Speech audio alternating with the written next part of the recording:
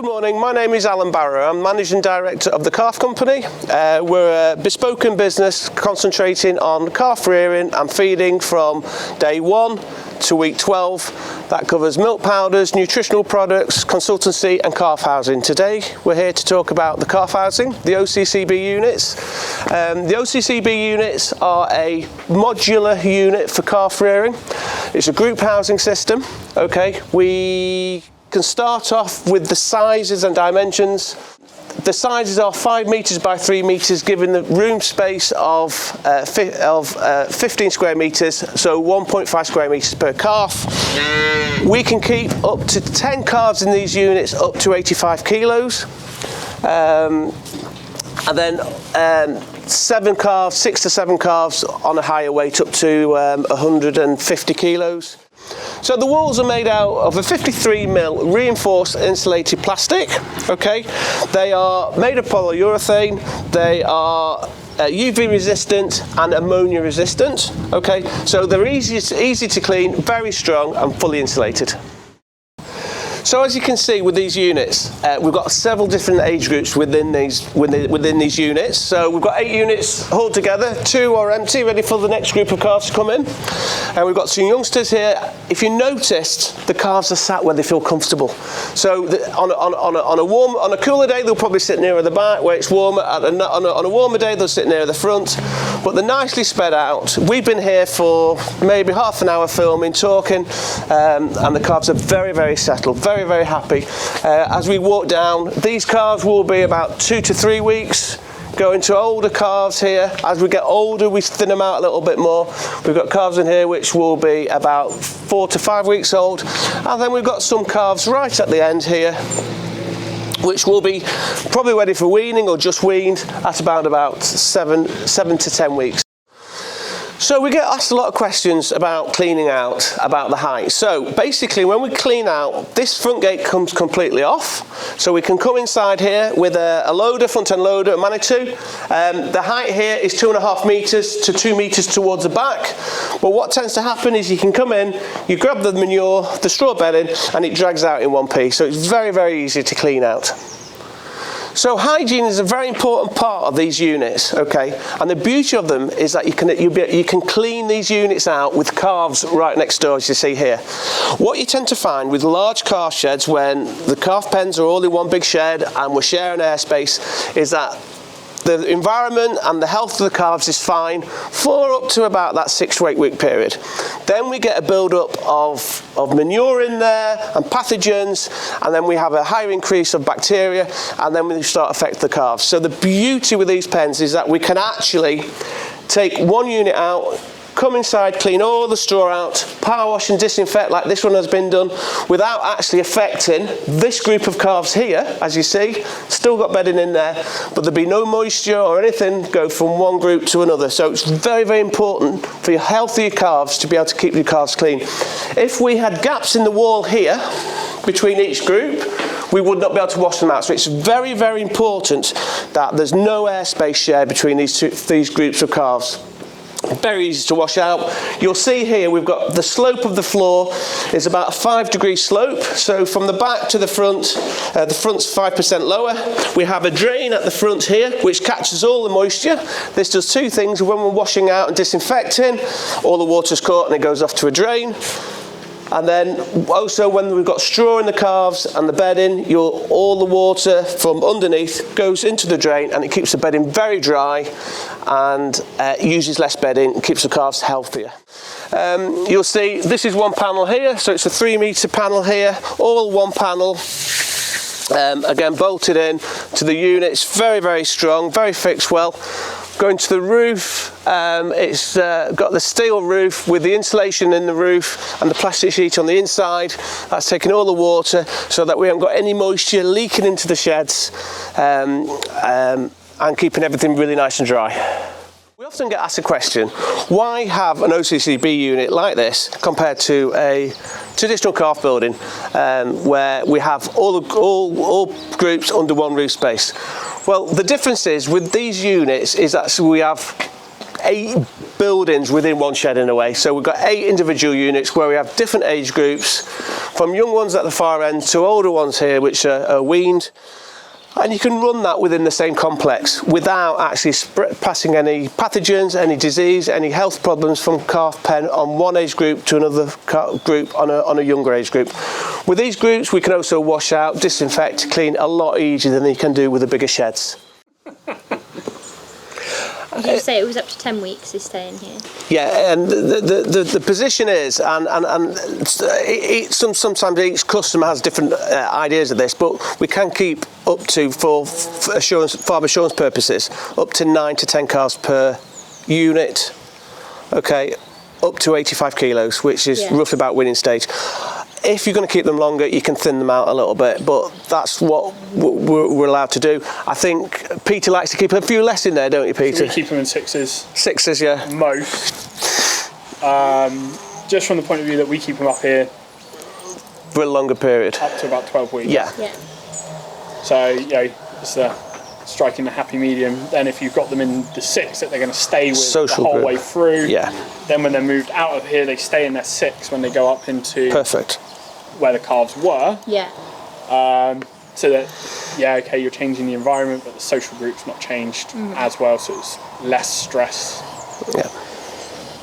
on moving. How long did they take to go up? 2 Started days. Wednesday afternoon, they finished Friday lunchtime. Wow. We can usually put 8 to 10 units up in a day and a half. Usually. That's not concrete, obviously. That's obviously concrete base is already laid. Yeah. As I say, they're a simple fixture. They're drilled down onto the floor, and then all one panel. It's a flat pack, isn't it? Panels up. Yeah. Roof on. Is there anything you'd do differently if you put any more in? Like anything you learnt from the first time round that you'd change? No. Which says a lot. Good. I think a good question, what people ask us a lot as a company is, and it's good for feedback from you, Peter, is the ventilation system. Obviously, calf sheds and cow sheds have been really really opened out, and sometimes opened out a little bit too much. Yeah. And we get asked a question, why haven't we got a ventilation at the back? So, Peter, would you say they need them? No. However, did ask the question when we were doing it, or I think he briefly asked the question, and like you said, it's easy enough to drill a hole in the back if you need to. Yeah. When we put it up, it was roasting hot, like properly hot. You walked in there and it was quite a nice temperature. And it's funny, you walk in there today where it feels a bit cooler here, you walk in the unit at the end where there's no calves on, it's quite warm. Yeah. With the humidity, if we had a vent at the back, it would act like a chimney, and on a day when it's raining, the rain wouldn't go in, but the humidity would increase because basically it sucks it in, it draws it in. If you notice with the calves, they kind of sit where it's comfortable. They're not out of anything. They'll sit at the front, sit at the back, perfectly. What is it? But if there was a big outlet at the back, the draft would be dropping down onto them and giving them a chill. So it's a question we get asked all the time. Why haven't we got a vent in the back? Well, it's there on purpose. Yeah. Just they've done over 1,000 units in Holland and Germany, and they get asked the question again.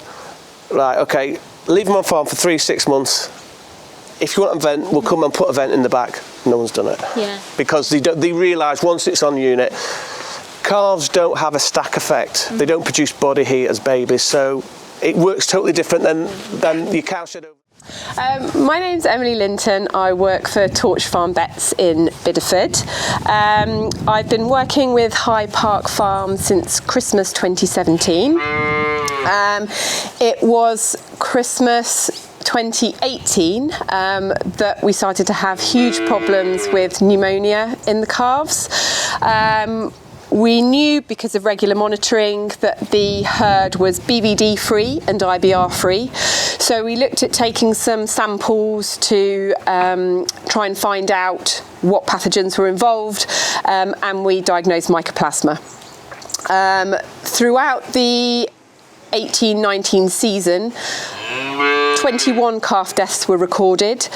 only 2 of those were scour related, the rest were pneumonia related. So that was a real knock on production. The season afterwards, so the 1920 season after the units had been installed, we only had 5 calf deaths. They were all related to Cryptosporidia, down in the baby calf units before they'd even had a chance to move up here. So that was a huge improvement, and we managed to achieve that with not having to go anywhere near looking for a mycoplasma vaccine, so that was a real bonus as well.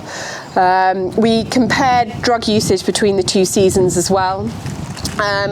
Drug spend in the 18-19 season was nearly £1,400. In the season the calf units were installed, that went down to £820. So a saving of over £500, or more than 40% reduction in drug spend when we were looking at pneumonia drugs. So again, a really significant improvement.